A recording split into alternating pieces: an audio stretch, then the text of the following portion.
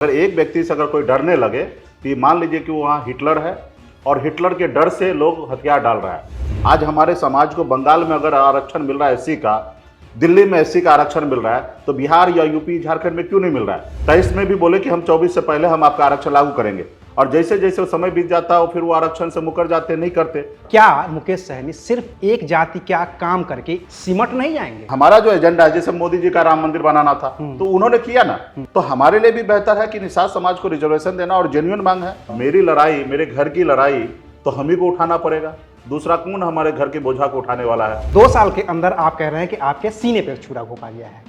दोनों तरफ से तो छुरा घोंप ही दिया गया था, फिर आपको 4 साल 4 साल हो गए, 2020 और 2024। हाँ, क्या बदल गया 4 साल में? पूरे बिहार, उत्तर प्रदेश में 50 जगह हम चुनाव लड़े, तो इसके कारण हमारे पार्टी के विधायक को खरीद लिया, हमें सरकार से बाहर कर दिया। जो सरकार हमने बनाया था हमें रोड पे ला दिया। तो बताइए वो पीठ में क्या सीने पे खंजर मारा कि नहीं मारा?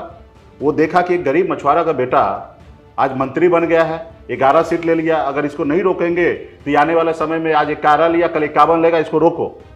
तो वो सिर्फ हमें नहीं, हमारे समाज को पीछे ढकेलने के लिए उन्होंने काम किया, अपने पैरों तले कुचलने का काम किया। कि 7-8 साल का संघर्ष रहा था जिसकी परिणति आपको मंत्री पद। अरे आजादी के 77 साल के बाद पहली बार ऐसा हुआ कि कोई मल्ला का बेटा अपने दम पे खड़ा हुआ। जो कल तक निषाद का बेटा एक टिकट मांगने के लिए मोहताज होता था, चप्पल घिस लेता था कि एक टिकट नहीं उसको देता था, आज जितने भी सरकारी संस्था है उसको प्राइवेट किया जा रहा है, उसको बेचा जा रहा है। तो ये बनाने वाला कौन है? कांग्रेस ही है। नेहरू जी ही बनाए हैं, इंदिरा जी बनाए, राजीव जी बनाए, अटल जी बनाए। मीडिया में खबरें तो ऐसी चल रही थी कि आपको ऑफर ये किया गया कि आप अपनी पार्टी का विलय कर लीजिए और आरजेडी के आप भी एक कद्दावर नेता बन जाइए। ये ऑफर बीजेपी वाले तो जरूर दिए थे। अच्छा, 2022 में प्रेशर दे रहे थे कि पार्टी को विलय कीजिए, हमारे साथ आइए, अगला मुख्यमंत्री आपको बनाएंगे और पार्टी मर्ज कीजिए। अच्छा तो ऑफर था आपके लिए?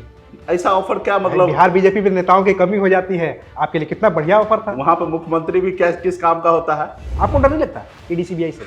देखिए, गलत तरीके से लोग पैसा कमाएंगे उनको डर होगा। जो गलत तरीके से पैसा नहीं कमाया हो, सही तरीके से कमाया हो, सारा रुपया का एक रुपया का हिसाब जिसके पास हो, उसको भला किसी से क्यों डर होगा? और कई बार सब लोग आए भी, हिसाब किताब मांगे, नोटिस दिए, पेपर दिए, जिनको जो बताना था हमने बताया। समन मिला है आपको ईडी का? नहीं, ऐसा इस लेवल पे नहीं पहुंचा, इनकम टैक्स लेवल तक रहा, और जब भी आया तो फेस किया मैंने, और ऐसे हमने कभी जिंदगी में गलती किया ही नहीं है। आज भी 10 साल हो गए आप अपना काम नहीं गिना रहे हैं और आप विपक्ष को गाली दे रहे हैं। आप मोतिहारी में गए थे, वहां पे बोले चीनी मिल चालू करेंगे, और चीनी मिल चालू होगा और अगली बार हम आएंगे तो इसी चीनी मिल से चीनी निकलेगा, उसी चीनी से चाय बना के पी के जाएंगे। और वो तो इतनी कबाड़ हो गई है कि उसका कबाड़ भी नहीं बेचा जा सकता है, खत्म हो गया। जब मंच होता है तो मंच में जनता की बात होगा, वहां पे मुद्दा वाली बात होगा, लेकिन आप उसको गौन कर देते हैं, आपस में नफरत फैलाते हैं। आप विकास क्या किए उसके बारे में बात होना चाहिए। तो कह रहे हैं कि विकास किया है, 10 साल तो अभी ट्रेलर था, अभी विकास तो यही है ना, विकास तो यही है ना कि गांव को लोगों को एहसास करा दिए कि 5 किलो चावल ही तुम्हारा विकास है। एक चिकन करी मंगाइएगा तो 2200 रुपए का चिकन करी मिलता है, सिर्फ चिकन करी, चावल उवल छोड़ दीजिए। और ये चावल देश का संपत्ति भारत सरकार का है, और आप सीना ठोक के कहते हैं कि मैं दे रहा हूं।